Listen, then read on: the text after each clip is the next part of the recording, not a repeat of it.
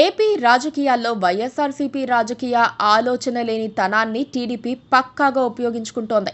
వైసీపీకి ఇప్పుడు వ్యూహకర్త లేకపోవడమే కాదు, ఎప్పుడు ఏం చేయాలో కూడా ఎవ్వరూ సరిగ్గా దిశానిర్దేశం చేయకపోవడంతో వైసీపీ ఏ గాలి వీస్తే ఆ గాలి వైపు వెళ్లిపోతోంది. 4-5 రోజులుగా ఆ పార్టీ నేతలు, మీడియా, సోషల్ మీడియా మొత్తం అన్నీ వదిలేసి కేవలం హరిహర వీరమల్లు సినిమాపై వ్యతిరేక ప్రచారం చేయటమే టార్గెట్గా పెట్టుకున్నారు. ఓ వైపు పార్టీ నేతల్ని అరెస్ట్ చేసి జైల్లో పెట్టినా స్పందన లేదు.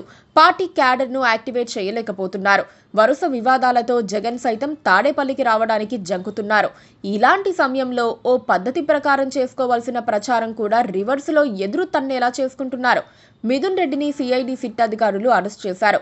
జగన్ రెడ్డికి అత్యంత సన్నిహితుడు మిథున్ రెడ్డి.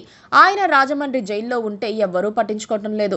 మిథున్ రెడ్డిని అరెస్ట్ చేసినప్పటి నుండి జగన్ రెడ్డి ఏపీకే రాలేదు.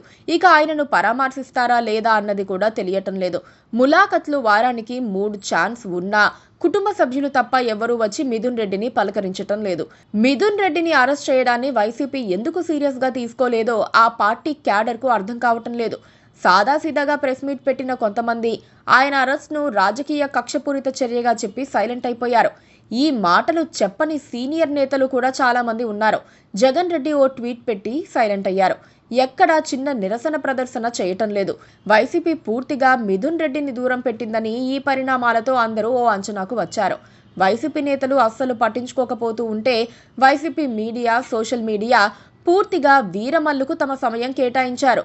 వీరమల్లు ఫ్లాప్ అని చెప్పడానికి పూర్తి సమయం కేటాయించారు. బలగం మొత్తాన్ని వీరమల్లుకు వ్యతిరేక ప్రచారం చేయటంపైనే దృష్టి పెట్టారు. వైసీపీ మీడియాలో విశ్లేషణలు చేశారు. పవన్ ఫెయిల్ అయ్యాడని చెప్పడానికి చాలా ప్రాధాన్యం ఇచ్చారు. దీనివల్ల రాజకీయంగా వైసీపీకి ఏం లాభం జరుగుతుందో కానీ మిథున్ రెడ్డిని మర్చిపోయి మరీ ఇలా చేయటంతో ఆ పార్టీ క్యాడర్లోనే అసంతృప్తి వ్యక్తమవుతోంది.